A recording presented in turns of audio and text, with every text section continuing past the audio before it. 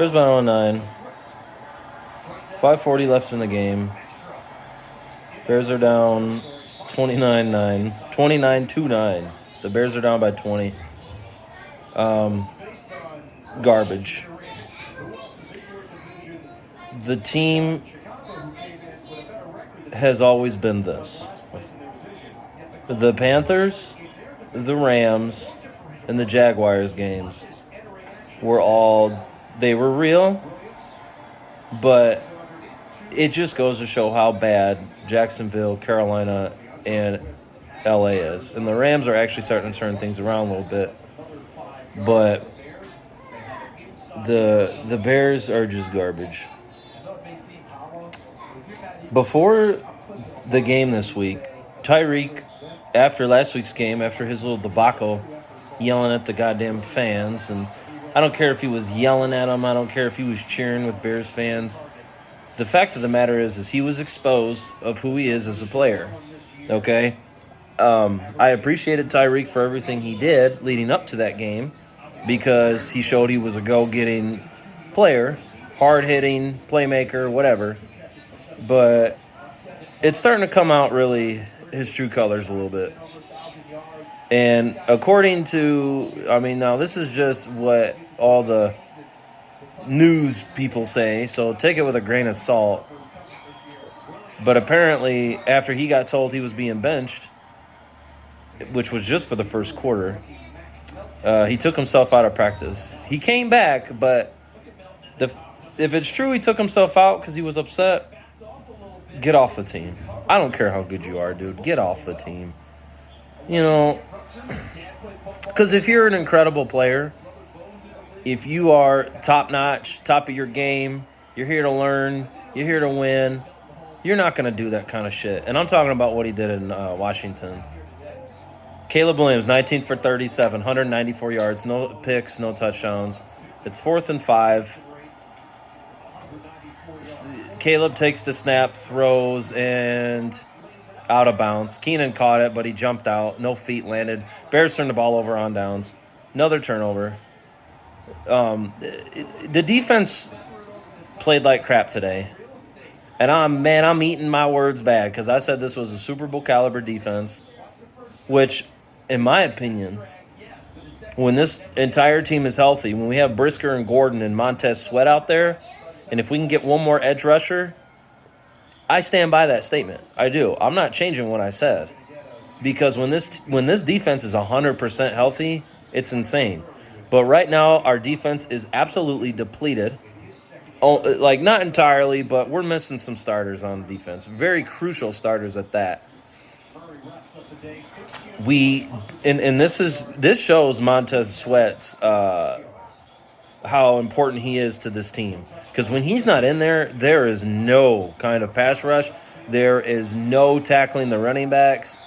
They have ran all over Chicago this game. It's been horrible. Caleb Williams, it's the same Caleb. It's the same Caleb from Tennessee. It's the same Caleb from Houston, Indy, Washington. He's just not hitting guys. But you know what? Despite Caleb playing really bad, and I get it, he's learning, he's a rookie. I'm giving, the offensive line is the absolute worst. Caleb's been sacked, I think, 6 times in this game. The offensive line is beat to shit, but even 100% healthy, that line is the worst of the worst. We have no offensive line. For some reason, Caleb cannot hit his guys.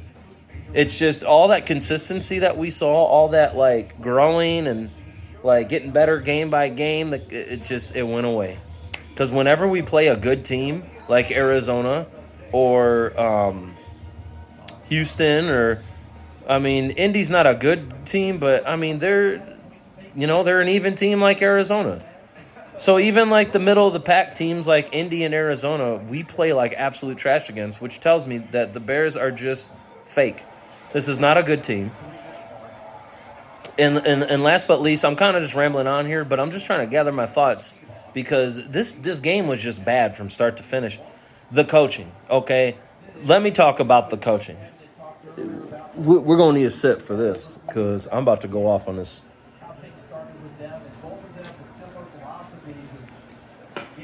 Let's talk about the man of the hour, Matt Eberflus, okay? Matt Eberflus is garbage, okay? This man has never won a road game on a Sunday with the Bears. Ever. I believe after this game, he's going to be 0-18 on the road on Sundays. He's won 3 road games. 3 road games with the Bears. And one was New England in 22 on Monday night. One was against Washington last year on Monday night. And I don't even remember. What was the third one? He beat New England on a Monday night. He beat Washington on I think it was a Monday or a Thursday. I'm pretty sure it was a Monday night. And I don't remember the third one. Maybe it was a Thursday night game. But the fact of the matter is Eberflus is a giant loser. He sucks. The players don't respect him. And they can come out, oh, yeah, we respect our coach. He's this and that. Shut the fuck up, dude. If y'all respected this dude as much as you said you did, then the product on the field would be entirely different. This dude is a horrible coach. He can't win games. He cannot coach players. He's going to be buddy-buddy. He's that guy who's every player's friend. He just has to be the friend to every player. At the end of the day, this is a business. You do what you got to do. You are no different than Matt Nagy. You are no different than Mark Trestman. It is ridiculous that this man still has a job. And the Bears hire the worst of the worst coaches that you can think of. This man hired Shane Waldron as his offensive coordinator.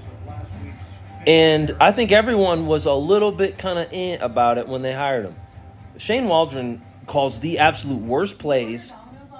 It's no different than anyone else that we've had in the past. It's like we hire just a different name, and they run the same plays. They run screens. They throw the ball a million times when we're losing, like in the first quarter. They can't get a run game going. It's the same story every year. And the problem is we hire these incompetent head coaches that hire these incompetent offensive coordinators, and we get the same product every single time. You can have everybody. This is so familiar of the 2014 year, okay? Because in 2014, we had, Cutler, Jeffrey, Marshall, Martellus Bennett, and Matt Forte. And that 2014 team, we won 5 games. 5 games. Matt Forte had an incredible year, but that's about it. Now, how do you have all those guys on offense and you only win 5 games? Yeah, our defense was trash, but our offense was really bad that year too. So please tell me how we have Keenan Allen, DJ Moore, Cole Kmet, DeAndre Swift, Roshan Johnson. I mean, our running backs are even deeper than it was that year. And we can't even run the ball. Hardly. The past 2 weeks have been okay, but we can hardly run the ball. We can't pass the ball for shit. We had 3 good games of passing. That was it. 3 of our wins were great at passing.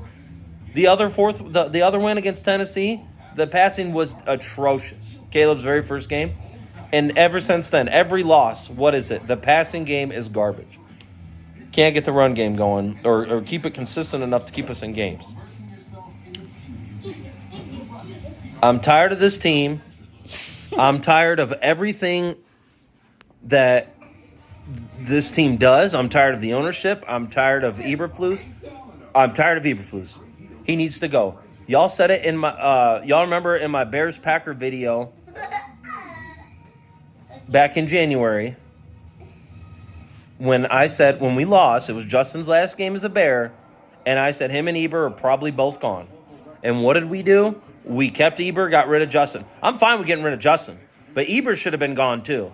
If you're going to have somebody come in here and make Caleb Williams a star, why are you going to keep a defensive-minded coach? And even if he is a defensive-minded coach, there's defensive-minded coaches out there who know how to develop a quarterback, who can help give that quarterback the right coaches that he needs to be the best player that he can be. But what did Matt Eberflus do? He hired Seattle's offensive coordinator and said, here, dude, I'm running the defense. You do what you got to do. He did Caleb no favors for anything. Nothing. And it's so frustrating. and I can't stand it. It's frustrating. It's just it's every year. And now what's going to happen? The Bears would be doing everybody a favor if Eberflus was gone this week. I'm serious, and it's not an overreaction. Nothing's going to happen this year. We're probably going to go 7-10 or 8-9, and if even. Have we seen the schedule coming up? New England, Green Bay, Minnesota, Detroit, San Francisco, and then what? Minnesota away, Detroit and Seattle at home. But I mean, that doesn't mean nothing. And then we finish in Green Bay. We'll be lucky to win 3 games. I'm calling it now. 6-11, 7-10 at best. This team is garbage. And what's going to happen? Eberflus going to get fired at the end of the year. Then we're just going to start all over the new head coach and all these new coaches and all this crap. And it'll just be, this season was just another waste of time. Because that's what the Bears do. It's the same like in 2021 when they kept Nagy for 1 more year and they wasted everything. They wasted all the development that could have been for Justin. And they're doing the same thing for Caleb.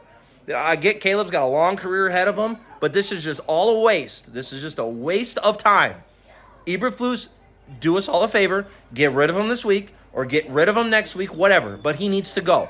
There are some positives getting rid of a bum coach in the middle of the season because you can put somebody new in place, see what he's got working with, see if maybe Caleb and the guys play a lot better, see if all your players, even on defense, play a lot better. And maybe you're like, okay, we do got something here. But instead, we got just Eberflus sitting here wasting away with this team when we all know what's going to happen at the end of the year. Just do it now. Pull the plug now. The experiment's over. He's a garbage coach, and Caleb's hobbling off the field. It doesn't look good. He doesn't even want to. Caleb's limping off the field. The game's over. I'm sure he's fine, but it's a big symbol for how this whole season's been. I'm tired of Eberflus. Please get rid of him. I'm done with this crap. The Bears suck, man. They're done. This season this season's doomed.